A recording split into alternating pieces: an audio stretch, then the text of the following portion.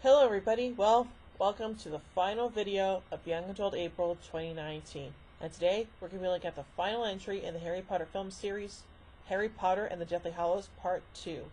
So for this, I'm just going to be looking at the plot and the production. So, here we go. After burying Dobby, Harry Potter asks the Goblin Griphook to help him, Ron Weasley, and Hermione Granger break into Bellatrix Lestrange's vault at Gringotts Bank, suspecting Horcrux may be there. Griphook agrees in exchange for the Sword of Gryffindor. Windmaker Ollivander tells Harry that the two amounts taken from Malfoy Manor belong to Bellatrix and Draco Malfoy, though Malfoy has changed its allegiance to Harry. Interesting. In the vault, Harry discovers the Horcrux is Helga Hufflepuff's cup.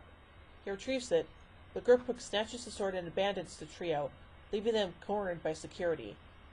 The three release the Dragon Guardian and flee on its back. Harry sees the vision of Lord Voldemort killing goblins, including Griphook, and learns Voldemort is aware of the theft. Harry also realizes there is a Horcrux at Hogwarts, somehow connected to Rowena Ravenclaw. The trio apparate into Hogsmeade, where Aberforth Dumbledore reluctantly instructs the portrait of his deceased younger sister Ariana to fetch Neville Longbottom, who leads the trio through a secret passageway into Hogwarts. Nice! Severus Snape hears of Harry's return and warns the staff and students of punishment for aiding Harry. Harry confronts Snape, who flees after Minerva McGonagall challenges him to a duel. McGonagall gathers the Hogwarts community for battle. At Luna Lovegood's insistence, Harry speaks to Helena Ravenclaw's ghost, who reveals that Voldemort performed dark magic on her mother's diadem, located in the Room of Requirement. In the Chamber of Secrets, Hermione destroys the Horcrux cup with the Basilisk Fang. In the Room of Requirement, Draco, Blaise Zabini, and Gregory Goyle attack Harry, but Ron and Hermione intervene.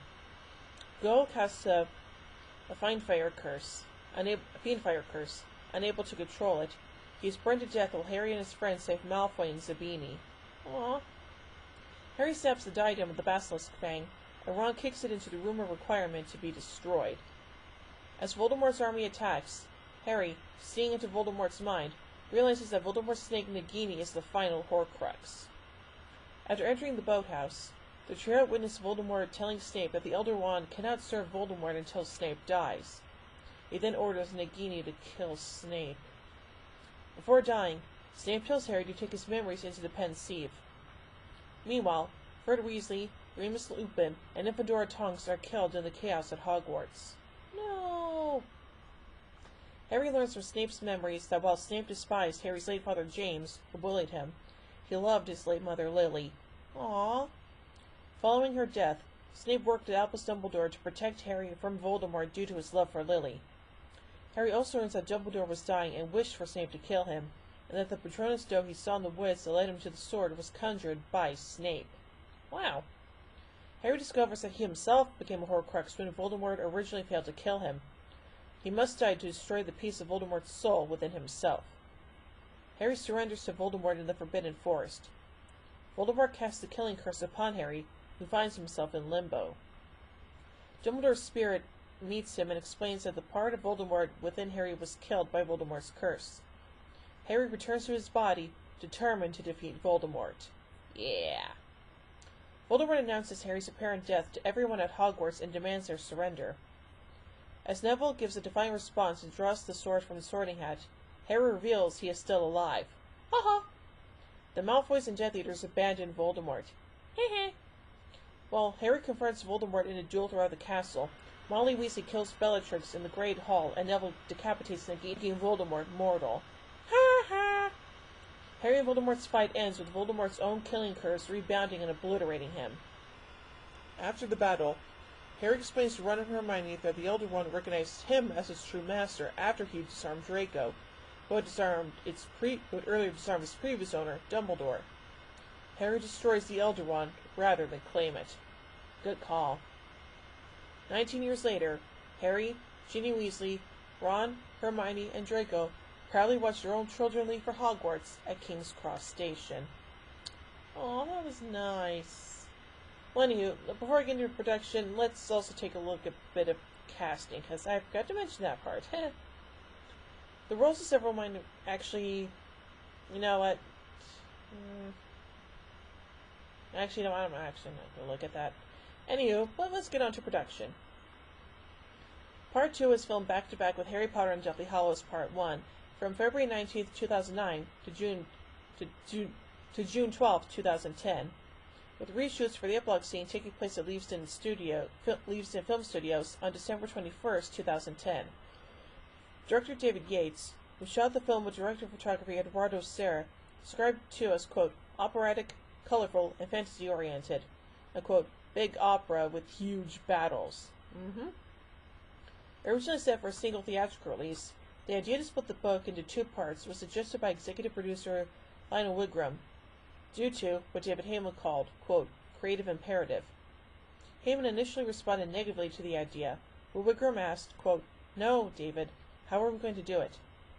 After reading the book and discussing with writer Steve Kloves, he agreed with the division. Now on to the sets. In an interview with Architectural Design, production designer Stuart Craig remarked on creating the sets for Part 2. Of the Gringotts Wizard Bank, he said, quote, our banking hall, like any other, is made of marble and big marble columns, and it has great strength. The fact that the goblins are the bankers and tellers at the counter helps that feeling of grandeur and solidity and the big proportions. That was part of the fun of the set. We exaggerated the size of it, we exaggerated the weight of it, and we even exaggerated the shine of the marble. About the... Sorry, hold on. I hate these calls, especially while I'm making a video. About the multiplication of treasure in one of the bank's vaults, he noted, quote, we made literally thousands of pieces for it and vacuum metallized them to be shiny gold and silver. John Richardson, the special effects supervisor, made a floor that was capable of rising on different levels, so there was a kind of physical swelling of the treasure on it. Interesting. Craig spoke about the Battle of Hogwarts to Art Insights magazine, saying that, quote, the great challenge is the destruction of Hogwarts. The sun rising behind the smoke, the massive remains of destroyed walls, the entrance hall, the entrance of part of the roof of the Great Hall completely gone. So the challenge there, an enjoyable one really. Maybe guys in the art department sort of prepare for the end. We demolished it before we had to strike it completely. When asked about the King's Cross scene near the end of the film, Craig said, quote, we experimented a lot, quite honestly. I mean, it was quite a protracted process, really, but we did experiment the sense of it being very burned out and very, very kind of white. So we experimented with underlit floors. We experimented with different kind of white covering everything. White paint, white fabric, and the cameraman was involved in how much to expose it, and a series of camera tests were done. So we got there, but with a great deal of preparation and research. Interesting. Now on to the visual effects. Visual effects supervisor Tim Burke said that, quote, it was such a major job to stage the Battle of Hogwarts, and we had to do it in different stages of production. We had shots with complex linking camera moves, from wide overviews to flying into windows and interior spaces. So, we took the plunge at the end of 2008 and started rebuilding the school digitally with double negative. He went on to say that, quote, it's taken 2 years, getting renders out, texturing every facet of the building, constructing interiors to see-through windows, building a destruction version of the school. We can design shots with the knowledge that we have this brilliant digital miniature that we could do anything with. With the practical Hogwarts, we would have shot it last summer and been so tied down. Instead, as David Yates finds the flow and structure, we are able to handle new concepts and ideas. On the quality of 3D in the film, Burke told Los Angeles Times, quote, I think it's good, actually. I think people are going to be really pleased. I know everyone's a little nervous and skeptical of 3D these days, but the work has been done very, very well. We've done over 200 shots in 3D and in the visual effects as well, because so much of it is CG, so the results are very, very good. I think everyone's going to be really impressed with that, actually. Producer David Heyman spoke to SFX magazine about 3D conversion, saying that, quote, the way David Yates is approaching 3D is he's trying to approach it from a character and story point of view, trying to use the sense of isolation, of separation that sometimes 3D gives you, to heighten that at appropriate moments. So we're approaching it in a storytelling way. In 2012, the visual effects in the film were nominated for an Oscar. Nice. The film also won the BAFTA Award for Best Special Visual Effects at the 65th BAFTA Awards in 2012. Interesting. Now, finally, the music. It was confirmed that composer for Part 1, Alexandre Desplat, was set to return for Part 2. In an interview with Film Music magazine, Desplat stated that scoring Part 2 is, quote, a great challenge, and that he has, quote, a lot of expectations to fulfill and a great deal of work ahead of him. In a separate interview, Desplat also made note that John Williams' themes will be present in the film, quote, much more than in Part 1. The soundtrack for the film was nominated for Best Score Soundtrack for Visual Media at the 54th Annual Grammy Awards. Nice. So overall, as the final entry in the Harry Potter series, it's a damn good one.